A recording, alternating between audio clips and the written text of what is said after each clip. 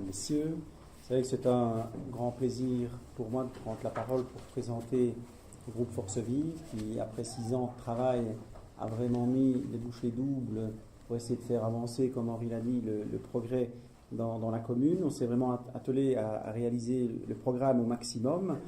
On a toujours veillé à avoir un équilibre entre les projets dans la ville et dans les villages, avec une ligne conductrice qui était vraiment très importante, c'est la stabilité des finances. Donc une situation financière stable, c'était vraiment notre credo, parce qu'on ne peut pas faire n'importe quoi, surtout avec l'argent public. Donc sur ces différentes bases, eh bien, on a rencontré des personnes, des hommes et des femmes, d'âges différents, d'horizons différents, qui ont décidé de relever ce défi. Je crois qu'ils sont tous persuadés que ce que l'on vise au niveau du travail, c'est la qualité de la vie, en prenant des valeurs qui sont positives.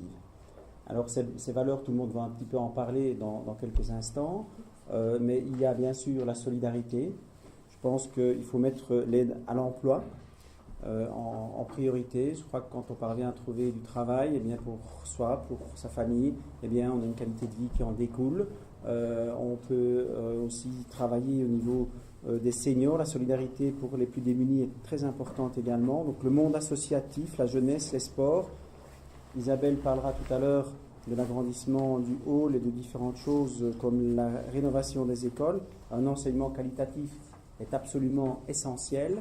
On avait vu une régression au niveau des inscriptions scolaires, mais grâce à une politique volontaire, il a fallu bien 4 ans pour remettre en état les bâtiments scolaires, mais maintenant la tendance est un peu inversée. Donc il y a vraiment une notion de solidarité qui est très importante. Et notre soutien aux PME, au commerce a été assez actif avec ou via le Royal Syndicat d'Initiative, avec les représentants qui sont là. Il y a Michel Bonbois qui travaillera demain comme cheville ouvrière du Happy Shopping Day. Il le fait depuis des années. Philippe Servet nous a rejoint aussi, plus sur l'aspect des relations avec les commerces également, en dehors de certaines activités. Alors, le deuxième S, c'est la sécurité après solidarité. C'est un thème également important, puisqu'on a fait un travail vraiment qui est de longue haleine au niveau des routes, l'état des voiries, la propreté, les radars préventifs, les caméras également, ça fait partie bien sûr de la sécurité. Je passe certains thèmes.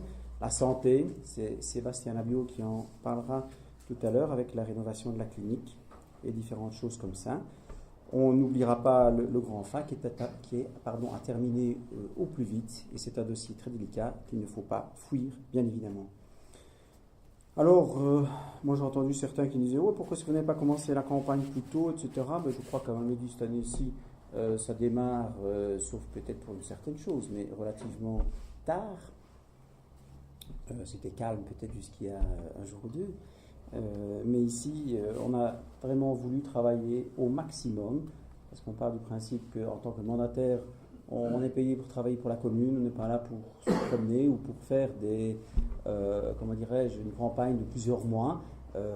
On était là pour faire le boulot, on l'a fait le plus loin possible, ça nous a permis d'obtenir encore toute une série de subsides importants que l'on va rapidement balayer, parce que, il faut le rappeler, le travail ne paye pas en 6 mois, il faut plusieurs années pour y arriver, il faut parfois plus même qu'une mandature de 6 ans pour concrétiser certains dossiers. Alors, Force Vive n'a pas de gros moyens, mais on a beaucoup de volonté, on a de temps en temps des idées qui sont bonnes ou pas bonnes, l'avenir nous le dira. En attendant, on a vraiment la conviction de tout faire pour défendre le projet, qui se base sur la concertation, l'écoute des habitants, et après le travail. Il n'y a que ça qui peut payer au niveau de l'intérêt général. Alors, je l'ai dit en introduction, je le redis ici, il y a le développement économique, l'attractivité communale en général. Il faut essayer de créer le meilleur contexte pour créer de l'emploi, pour avoir cette qualité de vie intéressante. On doit le faire tout en maintenant, bien évidemment, une taxation supportable et toujours avoir à l'esprit de lutter contre la pauvreté. Alors, dans les réalisations que je vais un petit peu développer, au niveau du tourisme, bien évidemment, je dirais que c'est sa professionnalisation structurelle. Parce que, très franchement, quand je suis arrivé au tourisme, mais je croyais que j'étais dans une zone sinistrée. Je me demandais, le tourisme n'était pas pris au sérieux, en un mot. Il a fallu mettre des structures, il a fallu avoir des cadres, donc au niveau structure, et hommes pour vraiment arriver à travailler sérieusement. C'est ce que j'appelle la professionnalisation structurelle donc du tourisme. Le tourisme est un pion majeur de l'économie. Pourquoi? Tout simplement parce que ce n'est pas délocalisable. Ça a été dit au colloque de la Chambre du commerce et de l'industrie. Beaucoup maintenant commencent à comprendre que le tourisme, ce n'est plus accessoire. Non, ça devient maintenant vraiment essentiel dans l'économie. Alors il y a dans le tourisme le Malmundarium avec un programme d'exposition qui a une qualité qui est reconnue.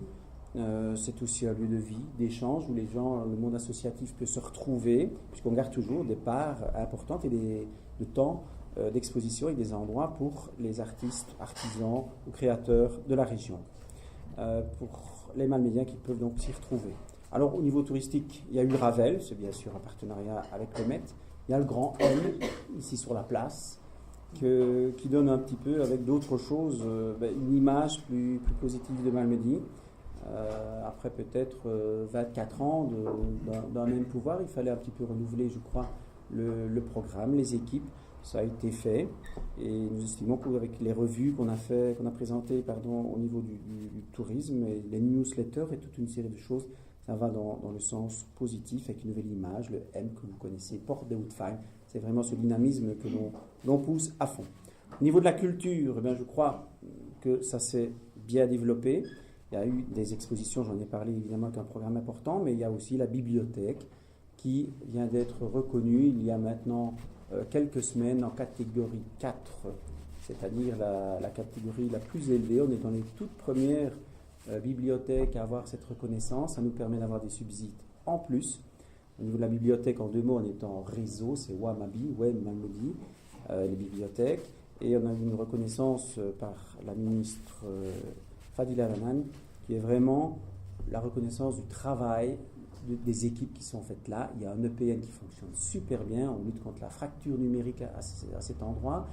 C'est aussi de la solidarité, le fameux S dont j'ai parlé tout à l'heure, et ça c'est très important. Évidemment, l'académie présente des projets toujours plus variés, c'est plus au niveau culturel que pédagogique, enfin les deux sont liés, et on essaie d'ouvrir aussi ce lien donc à la culture qui est vraiment très important. Puis alors on a eu des grands événements, je ne citerai que les hivernales et Vibrations, qui s'inscrivent dans cette démarche de modernité.